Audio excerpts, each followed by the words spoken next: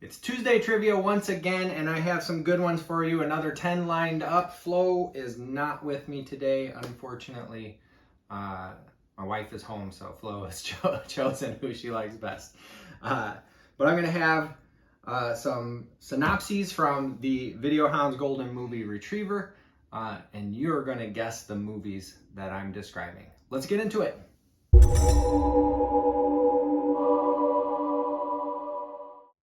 What's up, physical media fans and trivia fans? Welcome back.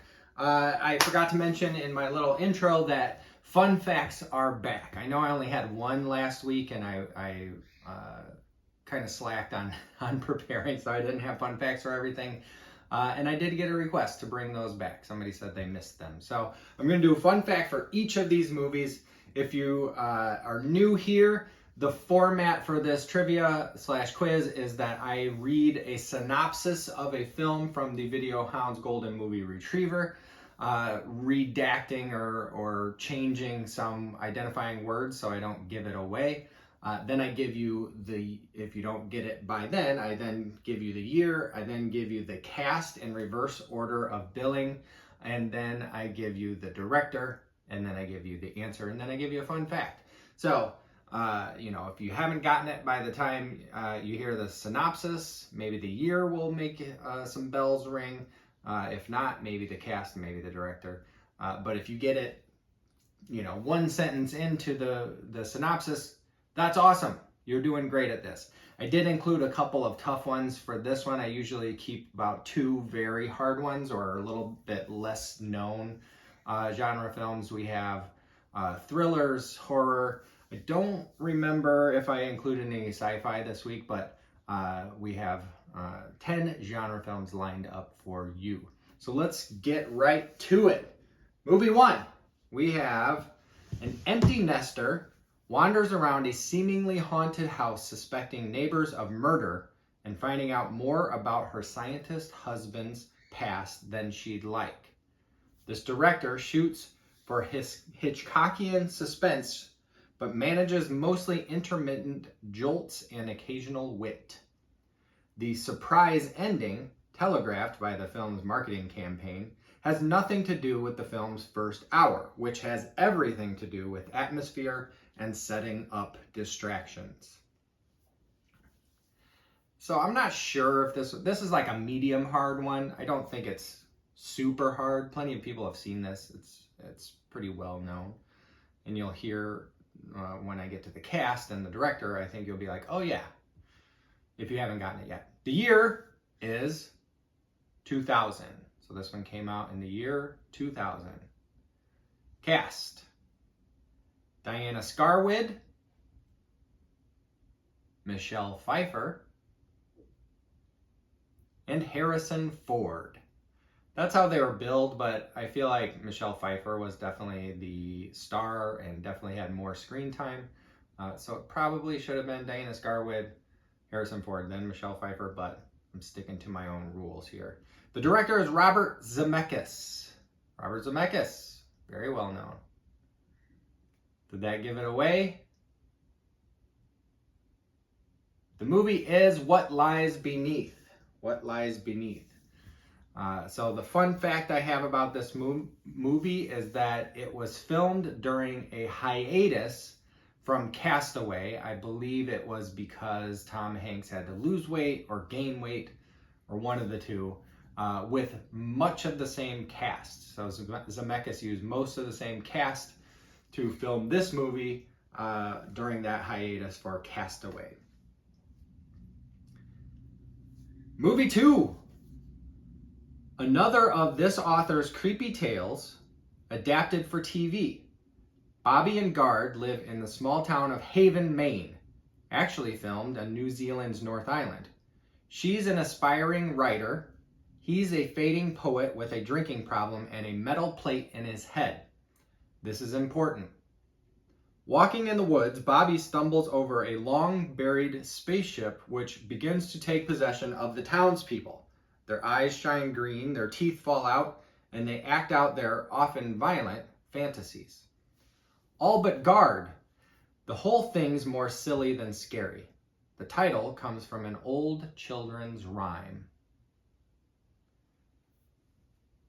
don't think this one's too difficult. I think this is like a medium. Not a lot of people have seen this. It's not a cult favorite or anything. People, you know, most people don't love this made-for-TV adaptation of an author who I think you can guess, given the main location and one of the main characters is a writer.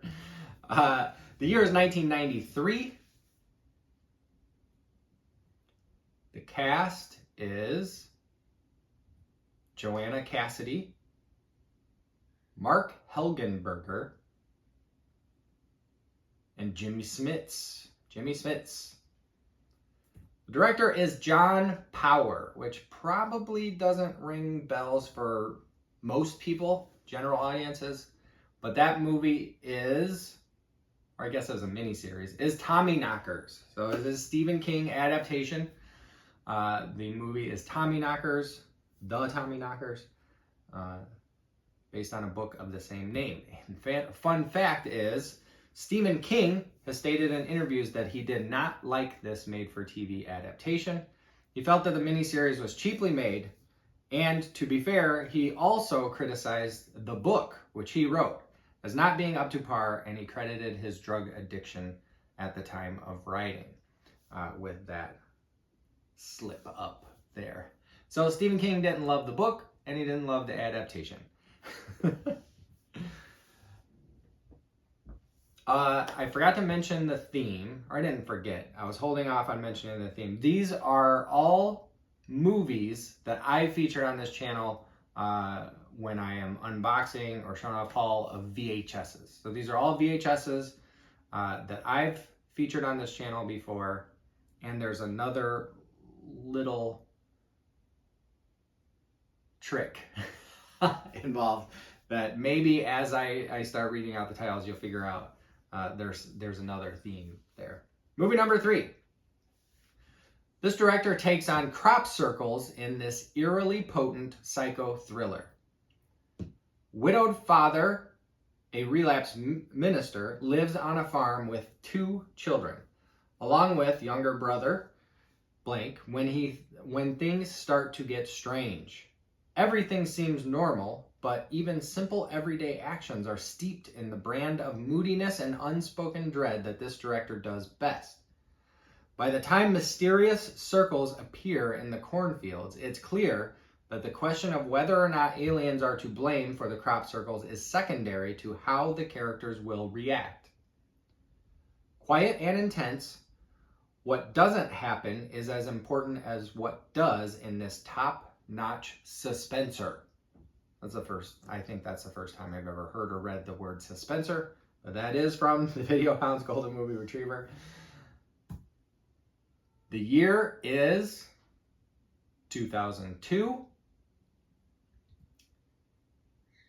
Cast is Rory Culkin, Joaquin Phoenix, and Mel Gibson. I'll give you an extra one there. Abigail Breslin was in this as well.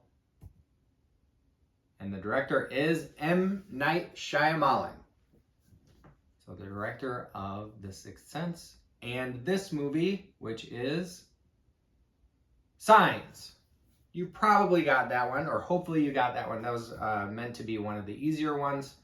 Shyamalan did a great job with Signs. It's pretty fun. I know that a lot of people point out the logical flaw of the aliens coming to a planet that is where water is so ubiquitous, and they're not wearing spacesuits or anything, and they're allergic to water or whatever. Water's no good for them. The fun fact I have for this one is that the film was shot in Shyamalan's home state of Pennsylvania, and the production built a farmhouse and planted and grew 100 acres of cornfields. That's something that I heard with Interstellar, that the cornfields were planted for the production. They actually sold the corn and made their money back on that, or maybe made a profit to go toward the production.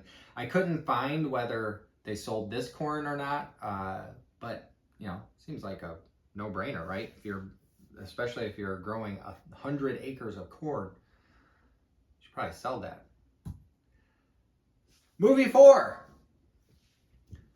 When Kurt's girlfriend Julie dies in a motorcycle accident, you'd think that would be the end of romance. But not when your dad heads a secret project that involves reviving corpses. Only problem is now Julie's a zombie with long metal claws and glass spikes sticking out of various body parts. Hey, if it's true love, Kurt will get over it. Macabre special effects. This one's a cult classic, so you might know this one. The year is 1993. The cast is Kent McCord, J. Trevor Edmond, and Melinda Clarke. If you didn't know, Melinda Clarke is from the OC. She plays a mom on the OC, among other things, of course. The director is Brian Yuzna. I thought it was Yuzna, but I saw him speak here in Chicago, and I'm 99% sure I remember them introducing him as Brian Yuzna. The director of Society. This movie is Return of the Living Dead Part 3. Return of the Living Dead Part 3. Fun fact, at the time of release, the film claimed to have used the largest special effects experts crew ever. The film that had previously held that record was Army of Darkness.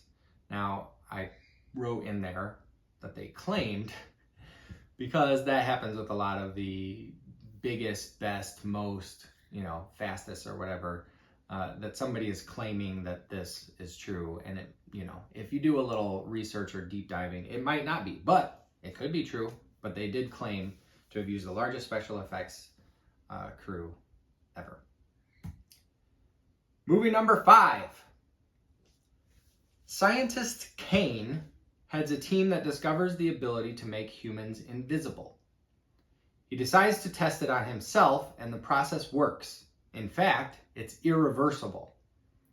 And his newfound power has unexpected side effects when he gives into his worst impulses and terrorizes his colleagues, including ex-girlfriend Linda and her new beau. Stunning visual effects can't hide script's lack of imagination and creepy sexual kink. Degenerates into body count slasher flick as the intriguing moral questions are dropped in favor of cheap scares. The year is 2000. It's a heavy hitter cast. Cast is Josh Brolin, Elizabeth Shue, and Kevin Bacon. The director is Paul Verhoeven. Paul Verhoeven, the director of RoboCop, Starship Troopers, Showgirls, so on and so forth. And that movie is Hollow Man, an adaptation or a reimagining of The Invisible Man. Fun fact is the production claims, again I'm saying claims, the production claims that they created the first entirely anatomically accurate CGI model of a complete human body, Kevin Bacon's. And then this is in quotes from an interview that I read, down to the capillaries. That seems dubious, but that's what they're claiming. I mean, the dubious part is down to the capillaries. It seems like that'd be a pretty heavy lift for 2000 CGI technology. Movie 6. Lawyer Rick Magruder falls for a scheming femme who hires him to have her deranged stalker father committed. Set in the new hotspot of filmdom, steamy Savannah, it becomes clear that nothing is clear, and plot takes a noirish twists and turns of intrigue and suspense before the cigarette smoke clears. Shakespeare savant, this actor, proves he can also master a southern accent. Hannah, as Rick's mousy partner, surprises with unusually good performance. Grisham's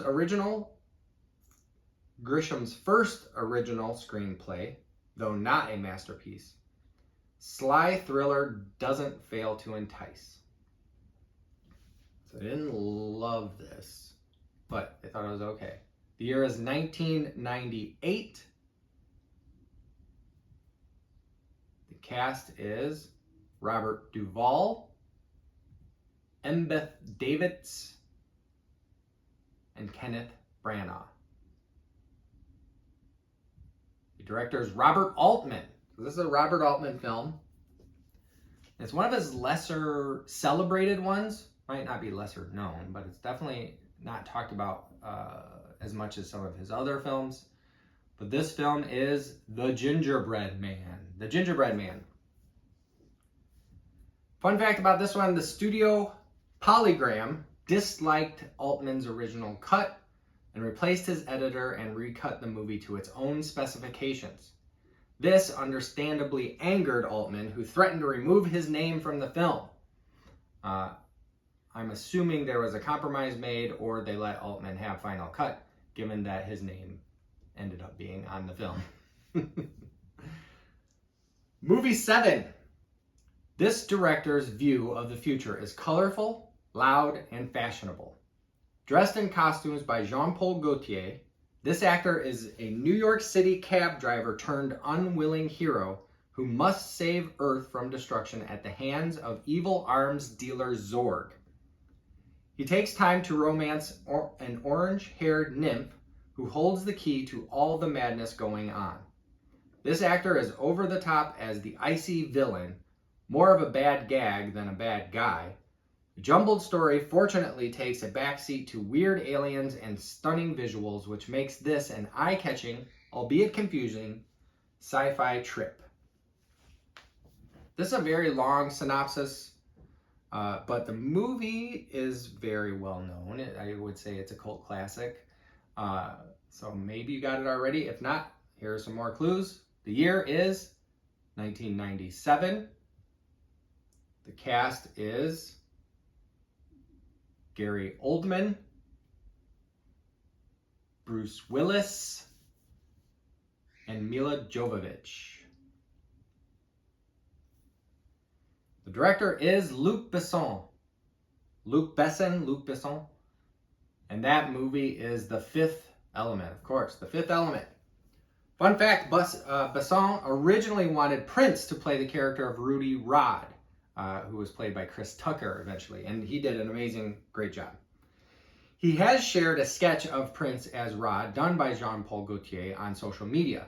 He claims the musician couldn't take the role due to scheduling conflicts, but Gaultier has said in interviews that Prince turned the role down. Gaultier said that Prince said that the character was too effeminate for him, so turned it down. Movie 8. Innocent young Charlotte must make a choice between her college boyfriend Chris and a new nighttime lover with some decidedly different habits. It seems Charlotte looks exactly like a love lost hundreds of years ago, and he's not going to take no for an answer. Also available in an unrated version. I probably could have cut that part out, but it was part of the synopsis, so I left it. The year is 1995. Cast: Harrison Pruitt, Martin Kemp, and Alyssa Milano. The director is Anne Gurso. And that movie is Embrace of the Vampire.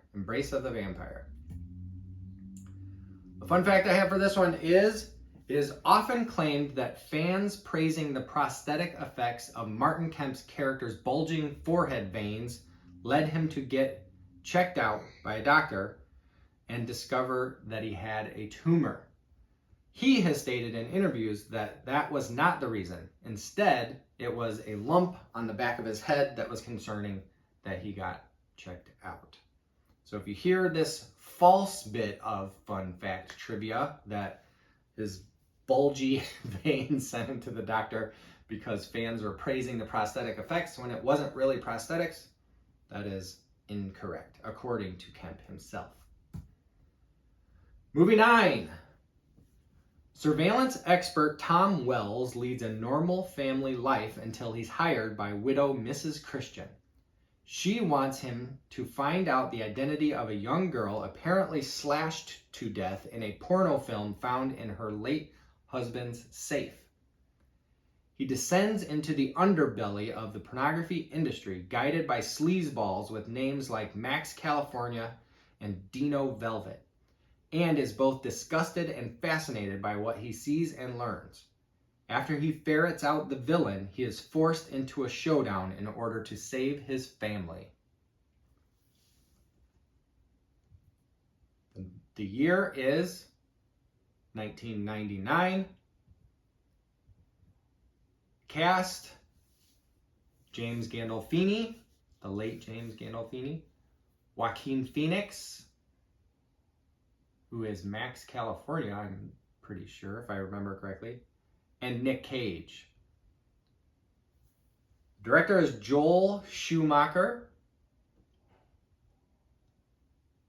And that movie is 8mm or 8mm, depending on how you want to read and say that out loud. It is 8mm though. Joel Schumacher film. The fun fact I have for you is the success of Seven was played a major part in this film getting greenlit because it's from the same screenwriter, Andrew Kevin Walker, and it prompted Sony to give it the green light because it was so successful. Previously, the studio didn't want to finance it, didn't want it shot because they thought that the subject was too dark for wide audiences. It turns out the fears may have been warranted because the film flopped at the box office, despite having the writer of Seven attached to it. Lastly, we have movie 10. This is the last one. I don't have a bonus movie this week. So just 10, but I do have the fun facts back in there for you. Rachel Newman, or Rochelle, it's Rachelle, is the only victim who managed to escape from serial killer blank. But her ordeal left her obsessed with such killers, and when she learns that college professor Robert Strickland was an FBI profiler specializing in the subject, Rochelle is determined to become his teaching assistant, even if it means killing the competition.